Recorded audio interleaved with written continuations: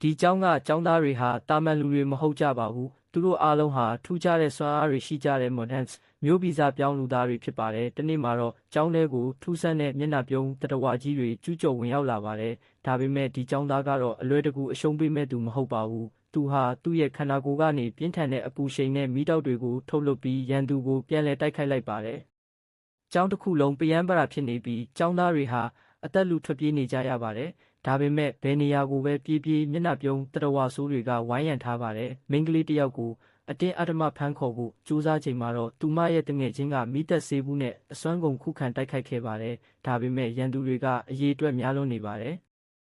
အကြက်တဲဖြစ်နေတဲ့အချိန်မှာပဲသူတို့နှစ်ယောက်ဟာသူတို့ကိုယ်သူတို့မွန်းတွေဆိုတာကိုသတိရသွားပါတယ်ကောင်လေးဟာသူ့ရဲ့ခန္ဓာကိုယ်ကနေစွမ်းရည်တွေကိုစူးစီးပြီးအလင်းထက်မြန်တဲ့နှုံနဲ့ရန်သူတွေကိုဖျက်ကျော်တိုက်ခိုက်ကလမ်းဖွင့်ပေးလိုက်ပါတယ်ဒီထူးဆန်းတဲ့ဖြစ်ရပ်တွေအားလုံးဟာကျောင်းကိုအသစ်ရောက်လာတဲ့ကျောင်းသူလေးဒန်နီယယ်ကျောင်းလားသူမမှာဘလို့စွမ်းအားရှိမှန်းမသိသေးတဲ့အတွက်တခြားကျောင်းသားတွေရဲ့အနိုင်ကျင့်မှုကိုခံနေရပါတယ်ကျောင်းကနေထွက်ပြေးဖို့ကြိုးစားခဲ့ပေမဲ့ကျောင်းအုပ်ကြီးရဲ့စွမ်းအားနဲ့ကာယံထားတဲ့မမြင်ရတဲ့လေဟာနဲ့အတားအဆီးကြောင့်လွတ်မြောက်နိုင်ခြင်းမရှိခဲ့ပါဘူး